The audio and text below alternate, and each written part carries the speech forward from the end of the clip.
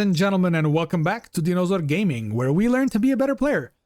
Today we have a treat for you guys because even though we just got our hands on set 6, we have some spoilers, some information about set 7 for Star Wars Unlimited, A Lawless Time. It's still a bit ways off. It's going to be coming out in March, but we have some info here, checking out some of the spotlight leaders and the cards that are coming in those decks, as well as some of the new mechanics in the set. Yeah, let's jump right in, right? This set does seem to be centering a little bit around episode 5, about the time when they're going to save Han from being frozen in carbonite. But I mean, look, based on the image here, it looks like it's going to be a bit all over the place. And so the two spotlight leaders that we're going to be looking at today are going to be Leia Organa and Jabba the Hutt. Very thematic here. And the first one is obviously going to be Leia Organa herself, who says, action, pay 2, tap for this phase, give a unit +1/+1 for each different aspect it has. Now, this essentially means that in the best case scenario, so far as we know, this is paying 2 to give a unit +2/+2 temporarily. That's not great. But I mean, stay tuned. We're going to have something that's going to make it extra spicy. And she flips on a 5 that for a 2/2 with Overwhelm. Oof. But when deployed, choose a unit, give an experience token to that unit for each different aspect among units you control. If you have nothing in play in your flipper, she is a 4/4. That's not great. However, if you have at least just one other aspect among your units, this deploys as a 5-cost 5/5, which is actually very good. Most good 5-drop leaders are 3/7s. That is a bit sturdier, but that is still 10 points for stats, and a 5/5 would be the same. And if you somehow manage to get 2 other aspects, you'll be flipping as a 6/6 for 5, which is just insane. And to help you get there, we have the base that comes in this set, the Daimyo's Palace, that says epic action, play a card from your hand, ignoring one of its non-villainy or heroic aspects. This is really cool. Not only does this let you play, if you're playing if you're playing a green-blue deck, this lets you play a red or a yellow card without paying the aspect card cost, and it's making Leia bigger. But also this lets you play things like Vigilance or Command without having to have a double green deck. Just a very cool design space for the Palace, and kind of giving room for maybe not quite rainbow decks just yet, but having multiple colors in a deck. The other spotlight leader is, of course, Jabba the Hutt, Crime Boss. We did just get a Jabba the Hutt in set 6, but who cares? The more Jabba, the better. This time around, he says, action, pay 1 and tap, return the friendly underworld unit to its owner's hand, and create a credit token. Oof, what is a credit token? And when he's deployed on 6 as a 3/9, oof, that is one of the biggest butts we've ever seen for a leader, especially one that flips on 6, and says, action, play an underworld unit from your hand. If you defeated a credit while paying its cost, that unit gains ambush for this phase. So what is a credit? Credit is going to be the new token from this set, just like experience or shield in the past. Actually more akin to token units like stormtroopers. This time around, we're going to have a credit that works similarly to like a treasure token in Magic the Gathering if you've ever played it. This is a one-time use token that you get to sacrifice and use it as an extra resource. That means that if you've saved up enough credits, you get to play a 7-cost when you only have 5 resources or something like that. Very cool. And if Jabba is deployed, that unit gets ambush. Now, to note that this doesn't actually count as a resource. So if you have 3 credits and only 5 resources, that doesn't mean you can deploy your leader. You're still only at 5 resources, but it's still a nice way to bank some resources for a future turn. And honestly, Jabba's leader paying 1 and getting a credit is essentially a net neutral. You're kind of banking your resources for the next turn, doing a medium play right now to make a really big play later. And we know that bouncing underworld units is very good. We've seen that in McClunky with things like Bazine over and over and over, and this is going to be no different. Now, the base that comes in this spotlight deck is going to be the Great Pit of Carkoon that says epic action, discard a unit from your hand, search your deck for a card named the Sarlacc of Carkoon, reveal it and draw it. Now we're going to check out what the Sarlacc does in a minute, but I think this is a very, very cool design for a base. This kind of like gives them the opportunity to build a deck around certain cards and guaranteeing that you get it. I think this is a very clever design, and I hope that we see more of this going forward. Now, we saw credits. So what is the other mechanic this set? Well, it's something that I have been asking for a very long time. At the moment, if you are playing a red-blue deck, what are you using? You are using the best cards in red and the best cards in blue. And then if you switch to a red-green deck, you're still using those same best red cards. But now, we're going to have a lot more dual color identity because we are finally getting our first triple aspect cards. We're going to have multicolor cards this set, and boy, am I excited for these. The first one is going to be Zeb Aurelius, red, blue, white card, 4/4 Sentinel. When played, deal 3 damage to a ground unit. If you control a green or yellow unit, you can deal 5 damage to a ground unit instead. Wow, I love this. That's something that, as I just mentioned, like, I think having identity tied to dual color decks is very important, making it so a red-blue deck feels drastically different from a red-green deck and not just the same red base. And I think cards like this are going to be very important for the design space of the game. And I mean, let's forget that for a second. This card is so good. A 4/4 Sentinel by default is worth somewhere around 3.5 resources, and dealing 3 damage to a unit is worth somewhere around 1.5 resources. And I mean, look, that Sentinel is amazing on this. Anytime you have action compression, you're playing a card, you're killing a card. This is essentially Talzin's Assassin. But instead of a --, it is 3 damage. If you do have the other aspects, it becomes even more phenomenal. But I think the only real way to do that, unless there's a card that we don't know yet, is in the Hera Spectre deck that from set 1. That is rotating out, but Eternal Format is a thing, Twin Suns is a thing, and this card is going to be fantastic in it. Next up, we have Han Solo. Anybody who's ever wanted to play Han Solo in a villainy deck, now's your time for some reason. And Han Solo is a 1/1 shielded for 1 blue-green that says on attack, give an experience token to this unit. Very cool design. I love it. It's a shielded, comes from the blue aspect. The experience comes from the green aspect. It is a perfect meld of the two. And this is a very interesting card. If you have one of those leaders that can give an experience to it on the first turn, this becomes a 2/2 shielded, and then it keeps growing every single turn. And last dual color card that we're going to be seeing today is going to be Hondo Onaka, yellow-blue, 3/7 for 5. Amazing stats, and you may look at the top card of your deck at any time. This is a legendary, all right? And this is a very legendary effect. Action, play the top card of your deck, paying its cost, use this ability only once each round. I mean, look, this is essentially card draw, which is something blue is good at. Looking at the top of your deck is something yellow does. I mean, we have some blue cards that do it as well. It's a perfect meld of the two colors, and giving some card advantage is always good in this card game. And I mean, very thematic as well with Hondo. I love the card design. Can't wait. Now, let's check out the rest of the cards. It's not going to be as exciting as dual or triple aspect, but there are some very cool cards nonetheless. In blue, the only card we've seen so far is Leia's Disguise, which is a +2/+2 upgrade for 2 that says attached unit gets underworld, and if it is Leia Organa, give a shield token to any friendly unit. Cool, very interesting. We saw Mandalorian armor in set 2 be very strong. It didn't have enough good Mandalorians to attach to, but this actually can go onto your leader whenever you want. If your leader is Leia Organa, make it really, really sturdy and hard to kill. And especially now that we're losing Rival's Fall, it's going to be very hard to kill a big shielded leader. Now on to command here, we got a couple of cards that are really cool. We have R2D2 here, which is a 2-cost 1/3. Search the top 5 cards of your deck for a unit that shares an aspect with a friendly unit. Reveal it and draw it.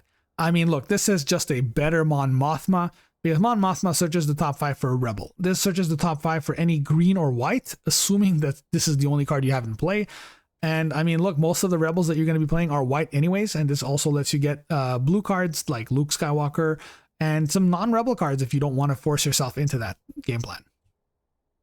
We have the Jaunty Light Freighter. I mean, very clearly meant for Leia. It is a 1/1 for 4 that says when played, give an experience token to this unit for each different aspect that you have.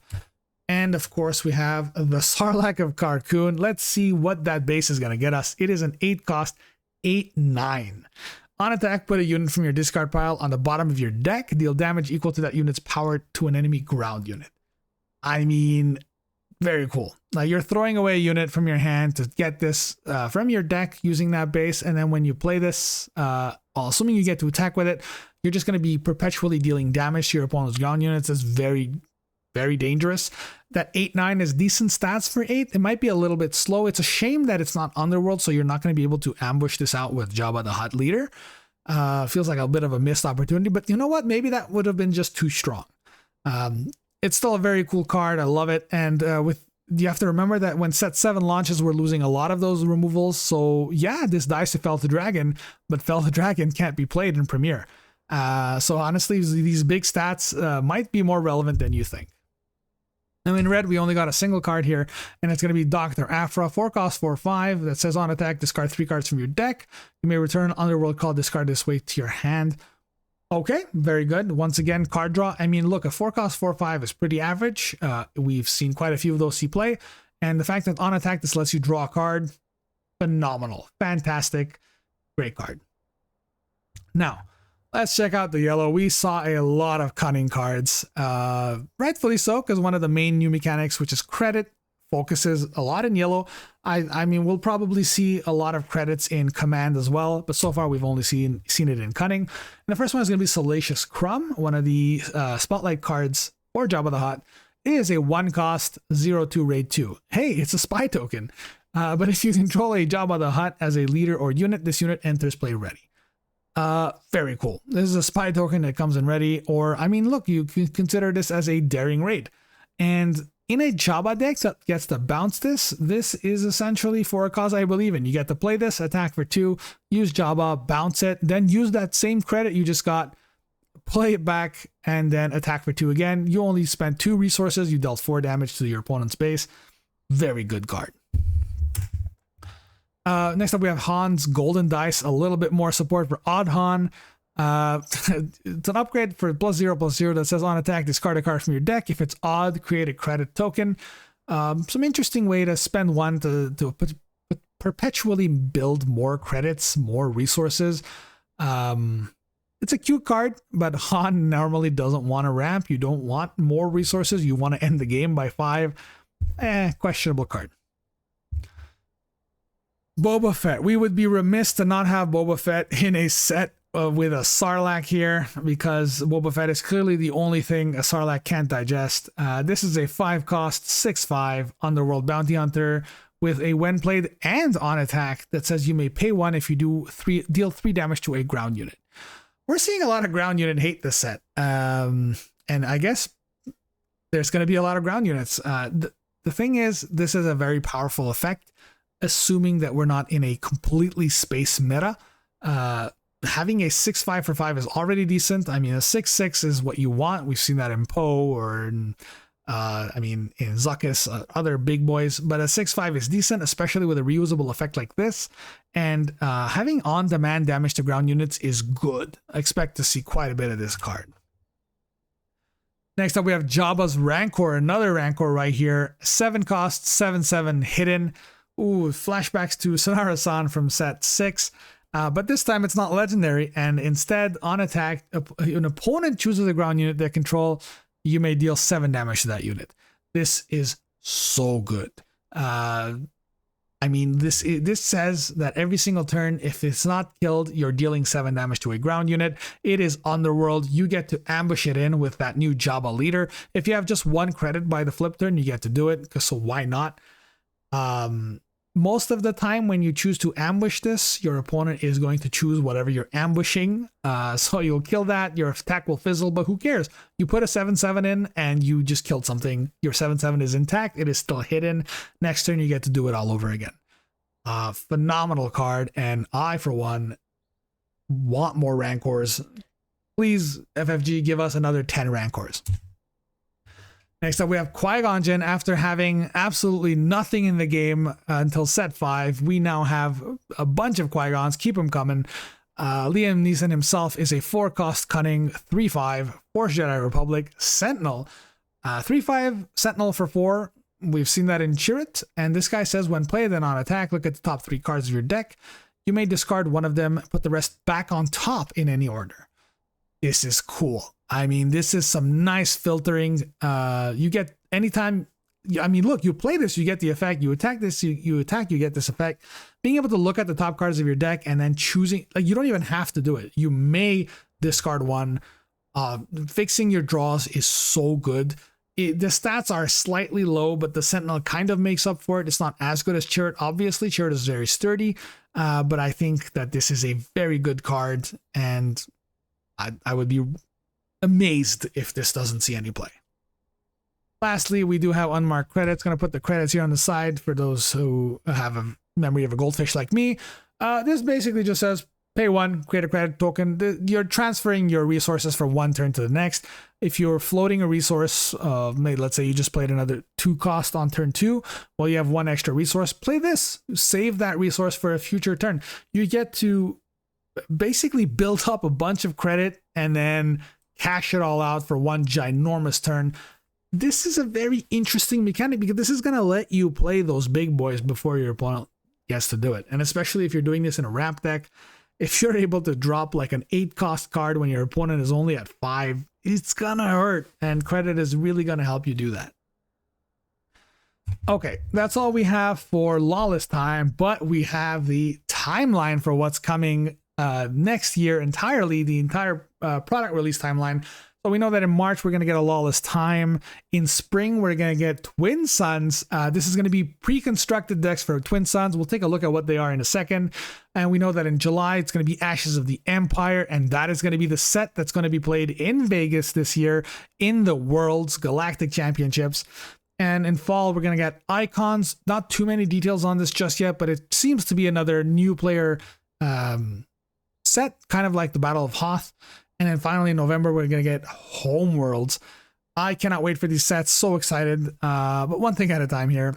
So let's take a look at the Twin Suns pre-constructed formats here. The first one is going to be Master and Apprentice, which is going to be Asajj Ventress and Count Dooku. The other villainy one is going to be the Blood Brothers. We have Darth Maul, or just Maul, and Savage Opress. Moving into the heroism side, we're going to get Anakin and Padme in aggressive negotiations. And of course, against the odds, we're going to have Ahsoka and generic Stormtrooper. I'm kidding, it's Captain Rex. Very cool. Love this idea. I think Twin Suns is a format that has not picked up as quickly as it should, because it is really, really fun, but it is hard to put your 100 card deck together. I understand that. And precons like this are really going to help it kick off. And if you haven't tried Twin Suns yet, I highly recommend that you do. And I'm going to leave you guys here with one last image here. They just dropped this on us with no other context. Hey, we're going to get some pod racing. Hopefully this means that we're going to get some pod racing cards in Lawless Time. That would be sick. And honestly, that's it for today, folks. Thank you so much for watching. I hope you guys are just as excited as I am for A Lawless Time. And in the meantime, I hope you are enjoying Secrets of Power. The Planetary Qualifier season is starting up in probably next week. And we're going to have some exciting holiday times for this game. And I cannot wait for rotation. I cannot wait for set 7. And that is it from me, Dinozor, signing off. I will see you guys next time.